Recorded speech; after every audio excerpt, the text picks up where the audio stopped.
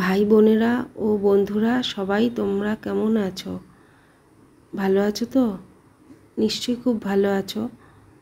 আমিও খুব ভালো আছি। শরীরটা মাঝে দুদিন আগে খুব খারাপ ছিল, এখন আবার ঠিক হয়ে গেছে। তো আমার না প্রেশারটা লো হয়ে যায়, আবার ঠিক হয়ে যায়। তো তোমরা কেমন আছো? তোমরা নিশ্চয়ই আনন্দে আছো। তোমরা ভালো থেকো, সুস্থ থেকো, আনন্দে থেকো। তো আজকে ফার্স্টেই আমি সোফাটা গুছিয়ে নিচ্ছি। তো সোফা গোছানো দিয়ে শুরু করেছি আজকের ভিডিও। তো এলোপাথারি কাজ করতে তো ভালোই লাগে, তোমরা তো জানোই আমি এলোপাথারি কাজ করি। সামনে যেটা পাই সেই কাজটা আগে করে নিই, তাহলে না ভালো লাগে আমার। তো আর রুটিন অনুযায়ী কাজ করতে গেলে মনে হয় অনেক কাজ, এত কাজ কি করে করব একসাথে। সেই জন্য ওরকমভাবে না করে হাতের সামনে যে কাজটা পাই সেই কাজটা করে নিই। আসলে আমি ছোটোবেলা বলতে 15-16 বছর বয়স থেকে শিখেছিলাম যে হাতের সামনে যেটা থাকবে হাঁটতে চলতে সেটা নিয়ে যাওয়া, নিয়ে গিয়ে জায়গায় রেখে দেওয়া। এটা আমাকে বাবা শিখিয়েছিল। তখন তো কাজ করতাম না, কিন্তু হাঁটতে চলতে যদি একটা বাটি একটা গ্লাস সামনে পড়ে থাকতো তো সেটা হাতে করে নিয়ে গিয়ে আবার জায়গায় রেখে দিতাম। তো সেই অভ্যাসটা এখনও আছে। তো চলো, রান্নাঘরের টাইলসগুলো তো মুছে নিচ্ছি রোজ, তো পরপর কদিন মুছলাম। তো মোছা হয়েও গেছে, এখন হচ্ছে ঘরটা ঝাড় দিয়ে নিচ্ছি। সন্ধ্যের আগে না ঘরটা ঝাড় দেওয়া হয়নি আজকে। নোংরাও সেরকম নেই, আসলে বৃষ্টি হচ্ছিল তো তো সেই জন্য সিঁড়ির ওখান দিয়ে একটু ফোঁটা ফোঁটা জল আসে, তো সেই জন্য আর ঘরটা ঝাড় দিইনি। তো ভাই বোনেরা আর বন্ধুদের বলছি, জানো তো সাপ যদি ঘরে ঢুকে যায় তাহলে লোকে তাকে লাঠি দিয়ে মারে। আর যদি সাপকে মন্দিরে শিবলিঙ্গের উপর দেখতে পাওয়া যায় তাহলে তাকে দুধ খাওয়ায়, পুজো করে। কাজেই লোক তোমাকে সম্মান এমনি করবে না,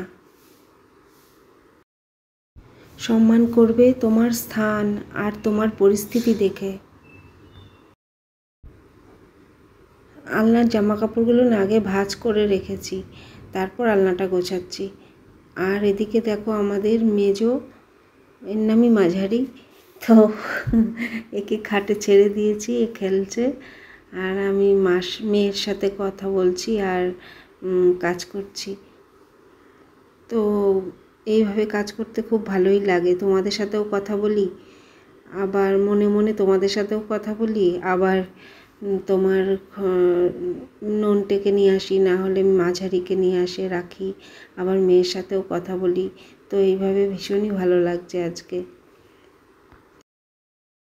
মাঝারির গায়ে না বেশি হাত দেওয়া যায় না, তাহলে ও রেগে যায়, আর রেগে গিয়ে 2 হাত দিয়ে চাদর টানে, তারপর কামড়ে ছিঁড়েও দেয় বেডশিটগুলো। তো ওকে বেশি রাগানো যায় না, তো ওকে ছেড়ে দিলে ও একা থাকতে বেশি ভালোবাসে। তো সেই জন্য ওকে ছেড়েই রেখেছি। আর তাছাড়া খাটে তো পটি টয়লেট করে না, তো সেই জন্য অসুবিধাও হয় না। তবে মাঝে মাঝে উপর থেকে নিয়ে এসে খাটে রাখি, আবার মাঝে মাঝে রেখেও আসি। তো বন্ধুরা, আমার আজকের ভিডিও তোমাদের কেমন লাগলো তা তোমরা আমাকে কমেন্টে অবশ্যই জানিও। আর ভালো লাগলেও জানিও, ভালো যদি না লাগে তাহলেও তোমরা আমাকে জানিও, আমি কিছু মনে করব না। আর তোমরা লাইক কমেন্ট শেয়ার ও সাবস্ক্রাইব করতে ভুলো না, তাহলে আমার ভিডিওটা পৌঁছে যাবে সবার আগে তোমাদের কাছে। দেখো এদিকে একটু আগেই আমি বেডশিটটা চেঞ্জ করেছি, তো মেয়ে আর ননটে দুজনা খেলা করতে করতে ধামসে দিয়েছে, তাই আবার ঠিক করতে হচ্ছে। এই ঘর তো গোছানো হলো, এবার ওই ঘরে যাই। দেখো এই ঘরে তো বইয়ের টেবিলটা একটু গোছাবো, খাটে 2-1টা বই পড়ে আছে, সেটা আর ক্যামেরায় আসছে না, ক্যামেরাটা ওদিকে ঘোরালে তখন আবার দেখা যাবে। তো এই বইগুলো গোছাবো আর বেডশিটটা একটু টেনে ঠিকঠাক করবো। সব কিছু গোছানোই আছে, একটু ওলটপালট হয়নি। তো বন্ধুরা, এই ঘরটা গোছালেই আমার এদিকে সব কাজ হয়ে যাবে। আর বাকি থাকবে রাত্রে রুটি করা, তরকারিও করতে হবে না আর ভাতও করতে হবে না। আজ তো রবিবার, তো দুপুরে মাংস হয়েছিল, মাংস আছে, চিকেন হয়েছিল, তো চিকেন তো আছেই।